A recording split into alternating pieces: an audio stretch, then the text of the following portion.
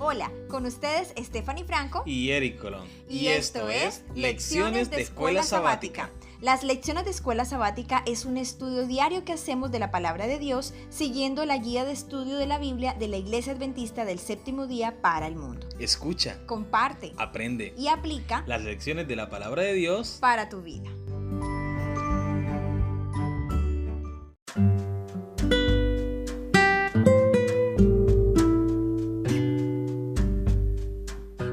Bienvenidos a las lecciones de la Escuela Sabática. Gracias por estudiar con nosotros diariamente la Palabra de Dios, los 3 mensajes cósmicos de Apocalipsis.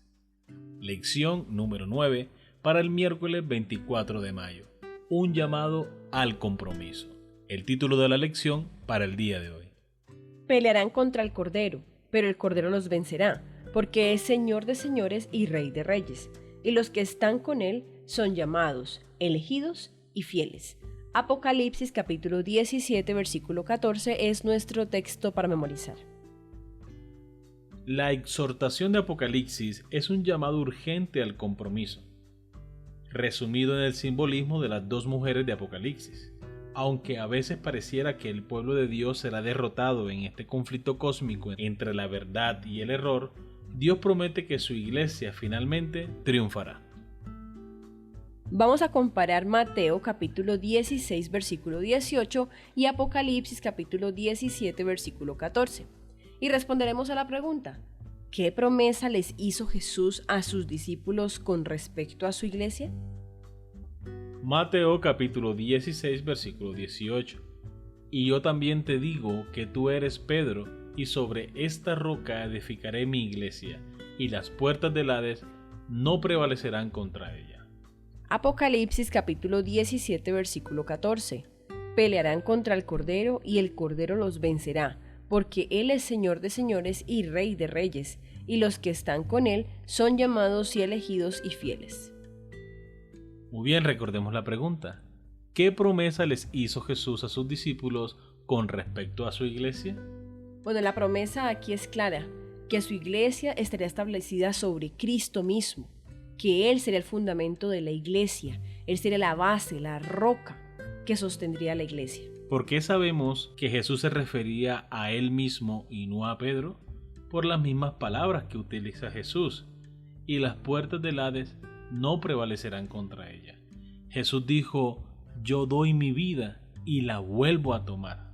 Dice, no me la quitan, sino que yo la doy. Entonces, la promesa del Señor está dada, que todo el que crea en Cristo Jesús, aunque esté muerto, vivirá. Esta es la promesa. Por eso nosotros sabemos con certeza que la iglesia está fundada en Cristo, no en Pedro, como muchas personas lo creen. Y por esa misma razón, entonces la iglesia no sería derrotada, no sería vencida por el mal, sino que Cristo defendería a la iglesia. Y esa es una gran promesa, que la victoria que Él consiguió, finalmente la entregará en nuestras manos. Amén, así es. Así que de antemano Jesús dice que la victoria está asegurada. La iglesia sería sustentada por Cristo mismo. Por lo tanto, prevalecería ante cualquier adversidad del enemigo. Amén. Cristo es el fundamento sólido sobre el que se construye su iglesia. Esta iglesia se basa en las enseñanzas de su palabra, y es el Espíritu quien la guía. Al contrario, Babilonia, como hemos visto, se cimenta en las enseñanzas y las tradiciones hechas por el hombre. Cualquier líder religioso que sustituya la voluntad revelada de Dios en las Escrituras por las opiniones o las tradiciones humanas, o prefiera a estas últimas por encima de la Biblia, básicamente está fomentando la confusión babilónica. En los días de la antigua Babilonia, la iglesia y el Estado eran una misma cosa. Cuando el rey Nabucodonosor se sentaba en el trono real de su templo, supuestamente hablaba en nombre de los dioses. En una ocasión, como un acto de rebeldía contra el Dios verdadero, el rey babilónico aprobó un decreto universal que imponía la adoración y ordenó a todos sus súbditos que se inclinaran para acatar su decreto, un poderoso símbolo de lo que el pueblo fiel de Dios, que se niega a adorar la falsa imagen, enfrentará en los últimos días. Daniel capítulo 3. En los últimos días de la historia de la Tierra, resurgirá un sistema de iglesia-estado, la Babilonia espiritual, con un líder espiritual que pretenderá hablar como Dios.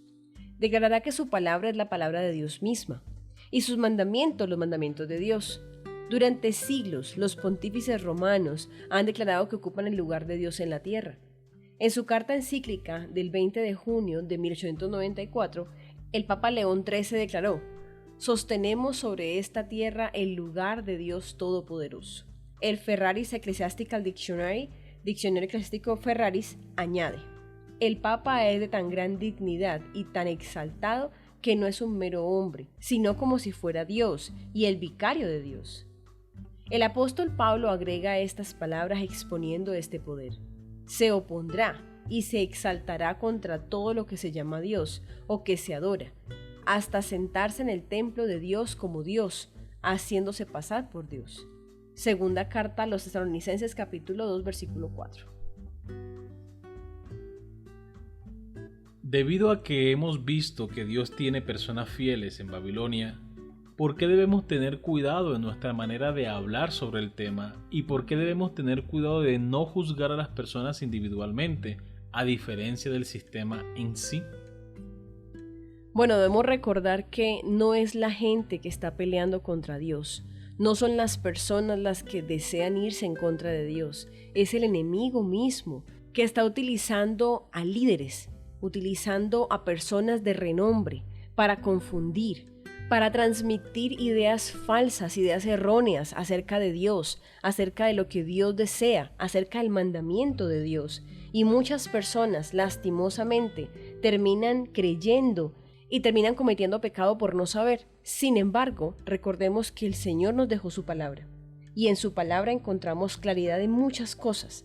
¿Cuál es nuestra tarea? La tarea nuestra no es irnos en contra de las personas. La tarea nuestra es atraer con amor, es que las personas puedan ver en nosotros al Cristo vivo, que puedan ver en nosotros a ese Jesús que vino a la tierra a ayudar, a darse por otros, a no mirar religiones, a no mirar estatus social, sino a entregarse, a ser amigo, a ayudar, a apoyar, a aconsejar, a orar por otros. Gracias por estudiar con nosotros las lecciones de la Escuela Sabática. No olvides suscribirte si aún no lo has hecho. Dale like y compártelo con tus familiares y amigos. Te esperamos mañana para una nueva lección. Que Dios te bendiga.